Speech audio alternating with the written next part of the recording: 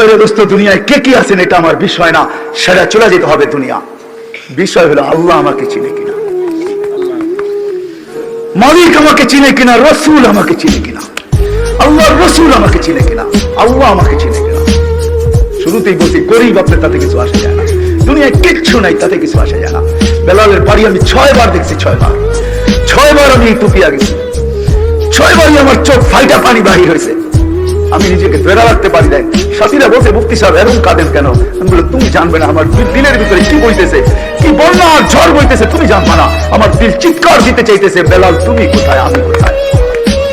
তোমার দেশের মানুষগুলোকে তো এখনো পছন্দ হয় না, যদিও ইউরোপিয়া অনেক উন্নত। আদিস আবাবা ইউরোপকে পিছিয়ে রেখা দিতে রাজধানী। আমি 6 বার গেছি বিদায় আমি বলতেছি আদিস আবাবা রাজধানী, আজকে মানুষগুলো পছন্দ হয় না। কিন্তু বেলাল বেলাল বেলাল বেলাল আল্লাহকে চিনছিল, আল্লাহ রসুলকে চিনছিল, আল্লাহর গোলাম ছিল, রসুলের গোলাম ছিল। আমি তো কখনো কখনো বলি বেলাল জান্নাতে নবীকে পদধ্বনি শোনাইছেন।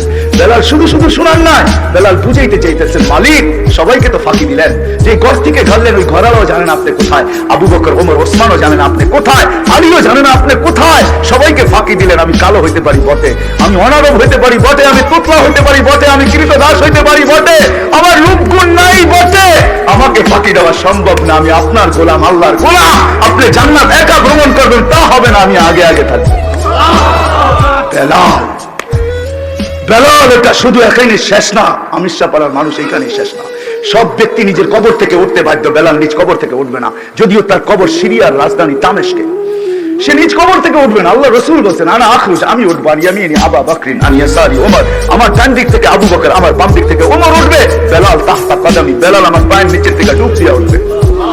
শুধু উঠবে না, ইয়াখরুজ ওয়া ইউআযিন, উঠি আযান। সবাই হুফাতান উরাতান, আমার উস্তাদ ও আমিও বলি গৌস কুতুব সবাই পায়ে হাইটা কিয়ামতের মাঠে যাবে। আল্লাহ রসুল বলে আমি বোরাকের উপরে থাকবো, আমার আগে দেখবো লাল উটের উপরে কে জানি আমার আগে আগে যাইতেছে, তাকায়া দেখবো ফাইদা হুয়া বেলাল, দেখবো বেলাল লাল উটের উপরে বসে গেছে। কিয়ামতের মাঠে আল্লাহ ডাকবে আইনা বেলাল, বেলাল তুমি কোথায়? আসবে বেলাল রাদিয়াল্লাহু তাআলা আনহু, আল্লাহ আল্লাহ দরখাস্ত করবে, আবেদন করবে। আল্লাহ বলবে আযিন লানা আল-ইয়াওমা ইয়া বেলাল, আজকে একটা আযান দাও, আযান দাও।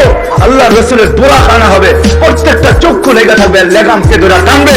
আল্লাহ ডাকবে আইনা বেলাল খুযু ওয়া সুকিল আল জান্নাহ, বেলাল তুমি রশি ধরো, জান্নাতের দিকে চলো। বেলাল কালো বটে, তাতে কিছু আসে যায় না, মালিক চিনে, মালিক বেলালকে মালিক চিনে, বেলালকে মুহাম্মদুর রাসূলুল্লাহ চিনে। আমিষা পাড়ার মানুষ আজকে যদি আমরা ওয়াদা করে উঠতে পারি কসম খায়া, সর্বশ্রেণীর মানুষ এমনকি মা বোনদেরকেও বলতেছি, পর্দার আড়ালে যারা আওয়াজ শুনতেছে, আজকে যদি আমরা কসম খাইতে পারি দুনিয়া দুনিয়া কিচ্ছু না।